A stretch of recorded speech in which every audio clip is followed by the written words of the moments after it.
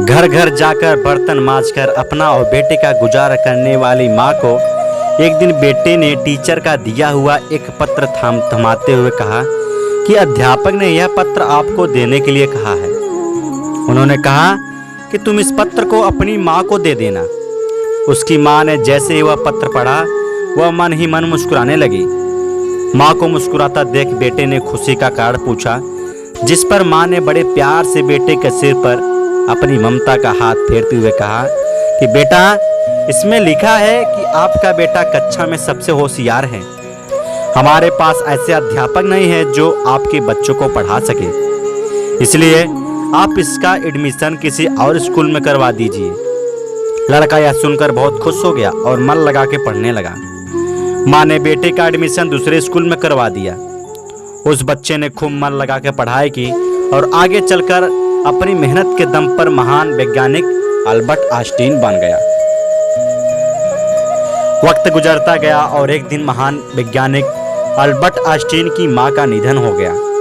मां की मृत्यु के बाद जब एक दिन आइंस्टीन ने मां की अलमारी खोली तो पाया उसमें उनके टीचर का लिखा हुआ वही पत्र था जो उन्होंने कभी उस छोटे से बच्चे को उसकी मां के देने के लिए कहा था। आइंस्टीन ने वह पत्र खोला और पढ़ने लगा। आपको यह बताते हुए हमें बहुत दुख हुआ कि आपका बेटा पढ़ाई लिखाई में बहुत कमज़ोर है। जिस तरह से इसकी उम्र बढ़ रही है उसी तरह से इसकी बुद्धि का विकास नहीं हो रहा है, इसलिए हम इसे स्कूल से निकाल रहे हैं। आप इसका एडमिशन किसी दूसरे स्कूल में करवा दीजिए, नहीं तो घर में इसे पढ़ाइए। आपने कई बार अखबारों में यह पढ़ा होगा, किसी बच्चे के परीक्षा में कम अंक आए और उसने आत्महत्या कर ली, या फिर किसी को प्यार में धोखा मिला और वो अपने जीवन से निराश हो गया।